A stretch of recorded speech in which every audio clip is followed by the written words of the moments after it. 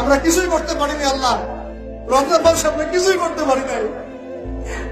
আমাদের মতো গুনাহগারকে আল্লাহ তুমি সেই কাতারে শামিল করো। পুরো রমজানে আমরা আমাদের গাজার ভাইদের জন্য কিছুই করতে পারি নাই, একটা টাকা সাদাকা পাঠাতে পারি নাই, ওদেরকে একবেলার খাবার দিতে পারি নাই। রমাদানে আমরা কোরআনের হক আদায় করতে পারি নাই, খাস করে তওবা করতে পারি নাই, তাহাজ্জুদ ভালো করে পড়তে পারি নাই, তারাবি ঠিক মতো করতে পারি নাই। রোজা রেখেছি কতটা রোজা রাখার মতো, আল্লাহ যেভাবে তোমার নবী সাহাবীরা আমল করেছিলেন এরকম আমল আমরা করতে পারি নাই।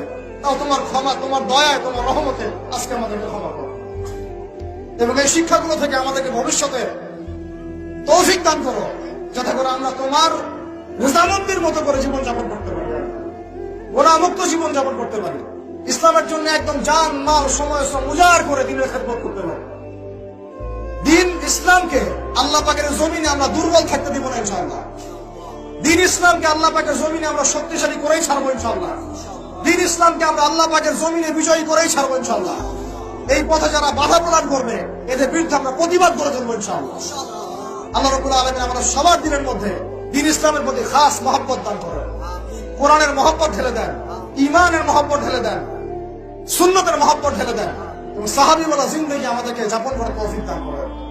আল্লাহ রাব্বুল আলামিন আজকের এই খুশির দিনে, গুনাহ মাফের দিনে আল্লাহ পাক আমাদের সবাইকে ক্ষমা করে দেন এবং যে ভুল ত্রুটিগুলো আমাদের দ্বারা হয়েছে আল্লাহ পাকের সমস্ত ভুল ত্রুটিগুলো মাফ করে দেন এবং আগামীতে যেন এমন ভুল ত্রুটি না হয়, রমাদানের শিক্ষাগুলোকে নিয়ে পুরো বছর আমাদেরকে জীবনযাপন করার তৌফিক দান করে দেন।